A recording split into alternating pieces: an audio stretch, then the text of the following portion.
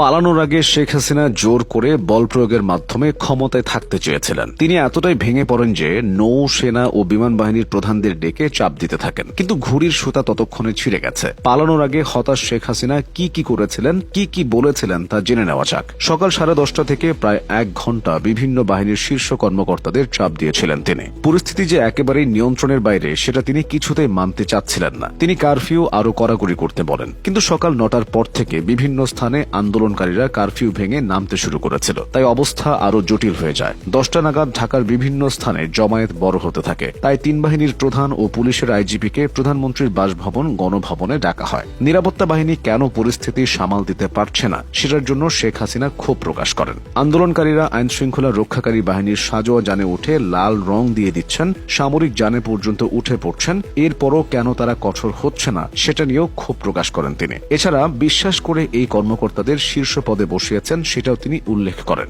IGP জানান, পরিস্থিতি যে পর্যায়ে গেছে তাতে পুলিশের পক্ষেও আর বেশি সময় ধরে এরকম কঠোর অবস্থান ধরে রাখা সম্ভব নয়। ওই সময়ে শীর্ষ কর্মকর্তাদের পক্ষ থেকে বোঝানোর চেষ্টা করা হয় বল প্রয়োগ করে এই পরিস্থিতি সামাল দেওয়া যাবে না, কিন্তু শেখ হাসিনা সেটা মানতে চাচ্ছিলেন না। তখন কর্মকর্তারা শেখ রেহানার সঙ্গে আরেক কক্ষে আলোচনা করেন, তাকে পরিস্থিতি জানিয়ে শেখ হাসিনাকে বোঝাতে অনুরোধ করেন। শেখ রেহানা এরপর বড় বোন শেখ হাসিনার সঙ্গে আলোচনা করেন, কিন্তু তিনি ক্ষমতা ধরে রাখতে অনড় থাকেন। এক পর্যায়ে বিদেশে থাকা সজীব ওয়াজেদ জয়ের সঙ্গে ফোনে কথা বলেন একজন শীর্ষ কর্মকর্তা। এরপর জয় তার মায়ের সঙ্গে কথা বলেন। জয় তার মাকে বোঝান দেশে থাকা তার জন্য নিরাপদ নয়। শেখ হাসিনার শারীরিক নিরাপত্তার জন্য সবাই উদ্বিগ্ন ছিল। তারপর শেখ হাসিনা পদত্যাগের রাজি হন। তিনি তখন একটা ভাষণ রেকর্ড করতে চান জাতির উদ্দেশ্যে প্রচারের জন্য। ততক্ষণে গোয়েন্দা তথ্য আসে যে বিপুল সংখ্যক ছাত্র জনতা শাহবাগ ও উত্তরা থেকে গণভবনের দিকে রওনা হয়েছে। দূরত্ব বিবেচনায় 45 মিনিটের মধ্যে শাহবাগ থেকে গণভবনে আন্দোলনকারীরা চলে আসতে পারে বলে অনুমান করা হয়। ভাষণ রেকর্ড করতে দিলে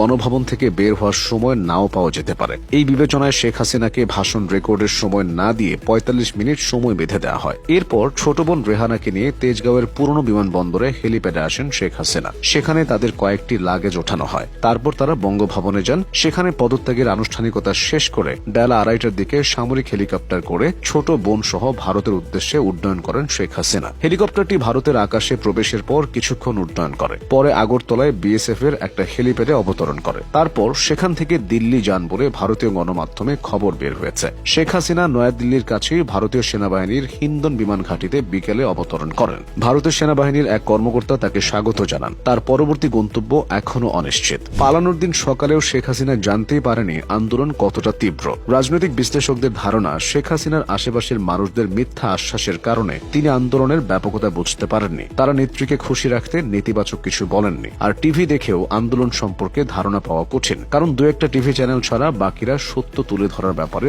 অতটা তৎপর ছিল না। সে যাই হোক, নেত্রী পালালেও আওয়ামী লীগের অনেক নেতা দেশ ছাড়তে পারেননি। বেশিরভাগই আত্মগোপনে রয়েছেন। তাদের বাসভবন ও ব্যবসা প্রতিষ্ঠান ব্যাপক ক্ষতির মুখে পড়েছে।